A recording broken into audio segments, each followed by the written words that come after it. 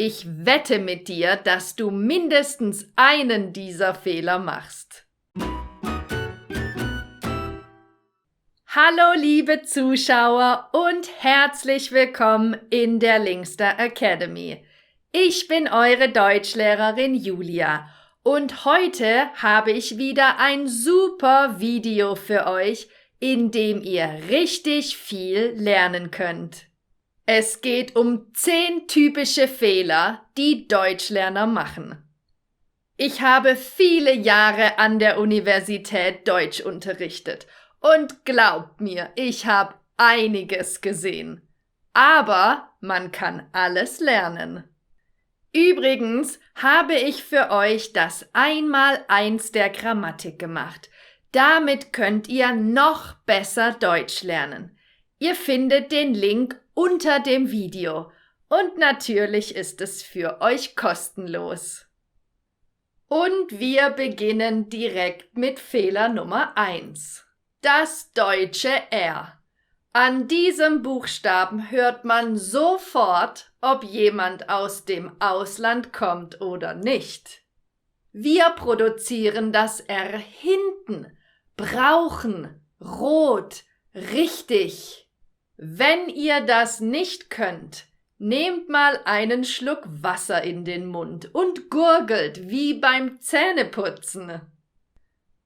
Ich habe immer eine große Kanne, weil ich sehr viel Durst habe, wenn ich Videos drehe.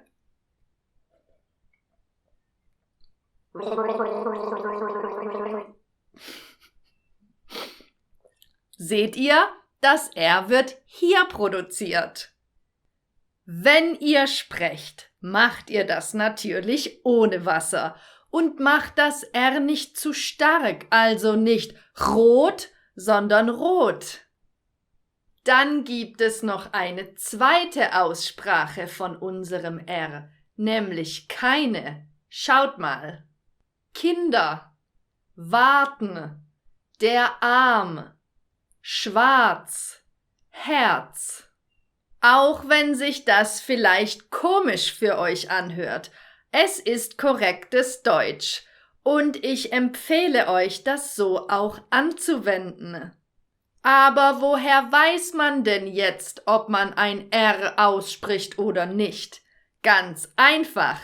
Wenn das R am Wortanfang steht oder nach einem Konsonanten, dann spricht man es aus. Zum Beispiel bei richtig oder bringen oder grau oder Frage. Und kein R wird ausgesprochen, wenn es nach einem langen Vokal steht, so wie in Farbe oder Nerven oder die Bar. Und wenn es am Wortende nach einem Vokal steht, so wie in Kleider oder Gefahr oder zuvor, Abitur. Hört ihr? Es klingt viel mehr wie ein A am Wortende. Fehler Nummer 2. Ich will Deutsch zu lernen oder ich will in Deutschland zu arbeiten. Ich weiß, das Wörtchen zu ist der absolute Horror für Deutschlerner und ein Thema für ein eigenes Video. Aber eins kann ich euch schon mal sagen. Zu plus Infinitiv benutzt man normalerweise nicht in einem Hauptsatz. Korrekt ist, ich will Deutsch lernen und ich will in Deutschland arbeiten. Ja, und wie benutzt man es dann? In einem Nebensatz. Sie ist in Deutschland, um Deutsch zu lernen. Sie lernt Deutsch, um in Deutschland zu arbeiten. Es ist nicht so einfach, Deutsch zu lernen. Deshalb ist es wichtig, viel zu üben. Es gibt natürlich Ausnahmen. Sätze so wie ich will etwas zu essen oder hier gibt es viel zu sehen sind Kurzformen von ich will etwas, das man essen kann oder hier gibt es viel, das man sehen kann. Oder wenn ihr etwas machen müsst, aber dann braucht ihr das Verb haben dazu. Heute habe ich viel zu tun. Im Deutschkurs haben wir immer viel zu lernen. Fehler Nummer 3. Wie geht's dir? Ich bin gut, danke. Wenn jemand jetzt witzig sein will, fragt er dich, worin bist du gut?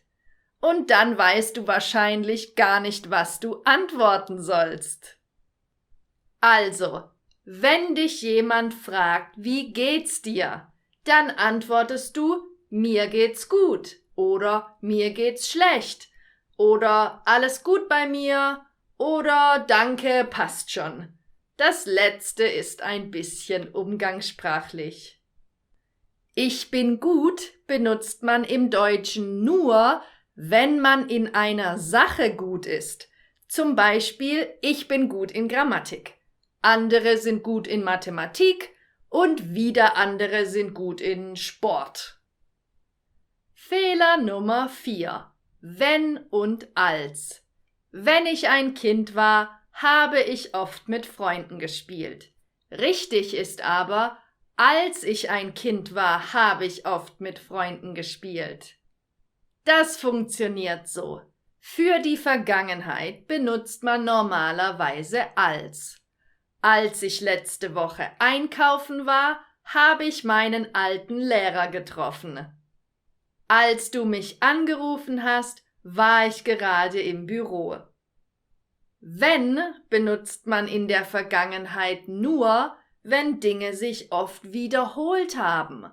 Und das kann man meistens an dem Wörtchen immer erkennen. Immer wenn meine Oma Geburtstag gefeiert hat, gab es eine große Torte mit Erdbeeren.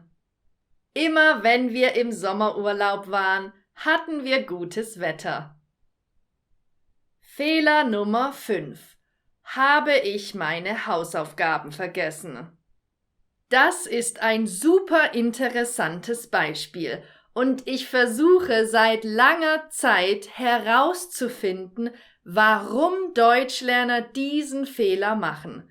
Und ich glaube, ich habe auch eine Idee. Korrekt ist natürlich, ich habe meine Hausaufgaben vergessen. Denn das Verb muss an Position 2 stehen. Aber, und jetzt kommt meine Theorie, wenn mein Lehrer mich damals gefragt hat, Julia, wo sind deine Hausaufgaben? Dann habe ich Folgendes gesagt. Habe ich vergessen. Im Deutschen kann man den vorderen Teil eines Satzes weglassen, wenn das Thema bekannt ist. In diesem Fall die Hausaufgaben. Also ist habe ich vergessen eine Kurzform von meine Hausaufgaben habe ich vergessen oder die habe ich vergessen. Könnt ihr meine Theorie bestätigen? Fehler Nummer 6. Ich studiere Maschinenbau, wenn ich komme nach Deutschland.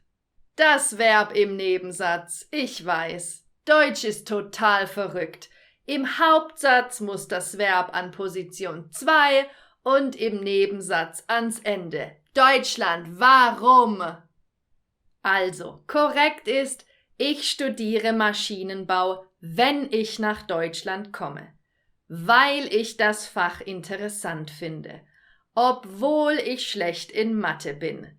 Nachdem ich das Abitur geschafft habe. Achtung, ein Nebensatz kann auch vorne stehen. Wenn ich nach Deutschland komme, studiere ich Maschinenbau. Das Verb im Nebensatz steht trotzdem hinten und das Verb im Hauptsatz steht auch an Position 2 wie immer, denn der ganze Nebensatz ist Position 1. Fehler Nummer 7. Ich arbeite auch am Wochenende. Das Thema haben wir schon am Anfang des Videos geklärt. Aber hier gibt es ein ganz anderes Problem, nämlich die Betonung. Ich arbeite in Deutschland. Er arbeitet in Deutschland. Wir haben in Deutschland gearbeitet. Es gibt hier viele Arbeitsplätze. Hört ihr, dass die Betonung vorne am Wort ist und nicht hinten? Und das ist ganz typisch für deutsche Wörter, denn die betont man normalerweise vorne. Natürlich gibt es hier wieder ein paar Ausnahmen und Regeln, zum Beispiel wenn ein Wort eine Vorsilbe hat. Aber das ist ein Thema für ein anderes Video. Fehler Nummer 8. Das ist meines Schwesters Manns Auto. Ich bekomme jedes Mal wieder Gänsehaut, wenn ich das höre. Natürlich geht es im Englischen. Und im Deutschen geht es auch, aber nur bei Eigennamen. Zum Beispiel, das ist Elisabeths Auto. Oder das ist Marios neue Freundin. Zum Thema Genitiv habe ich euch schon mal ein tolles Video gemacht. Das solltet ihr euch unbedingt anschauen, wenn ihr noch Fragen zum Thema habt. Fehler Nummer 9. Ich gehe mit meinem Freund in die Stadt. Kommst du mit? Was? Du hast einen Freund? Wenn man im Deutschen von meinem Freund oder von meiner Freundin spricht, dann denken wir automatisch, dass die Personen ein Paar sind, also verliebt und so. Das kann also ganz schön peinlich werden. Wenn ihr das vermeiden wollt, dann könnt ihr Folgendes sagen. Ich gehe mit einem Freund in die Stadt oder ich gehe mit meinem Kumpel in die Stadt oder mit meinem Kollegen. Das gilt natürlich auch für Frauen. Hier sagen wir, ich gehe mit einer Freundin oder mit meiner besten Freundin in die Stadt. Es gibt die Wörter Kumpeline und Kumpelin, aber die benutzt man nicht so oft. Und wenn ihr von einer Kollegin sprecht, dann verstehen wir meistens, dass es sich um eine Arbeitskollegin handelt. Ja, und zum Abschluss kommen wir zu Fehler Nummer 10. Und hier muss ich mal direkt sagen, wenn ihr diesen Fehler macht, ist es wahrscheinlich gar nicht eure Schuld. Denn das ist ein Fehler, den ich bei Deutschen so oft sehe, dass mir mein Herz blutet. Möchtest du einen Kaffee? Gerne, dankeschön. Leider ist das falsch, denn Dankeschön schreibt man getrennt. Das kommt von dem Verb danken. Ich danke dir. Man schreibt es nur als Nomen zusammen und dann muss man es groß schreiben und es braucht einen Artikel. Zum Beispiel ein großes Dankeschön an alle, die das Video bis zum Ende anschauen. Das gilt natürlich auch für Bitteschön. Hier dein Kaffee. Dankeschön. Bitteschön. Und wie viele von diesen typischen Fehlern hast du gemacht? Schreib es mir bitte in die Kommentare, denn das ist super interessant. Und welche Fehler findest du noch typisch?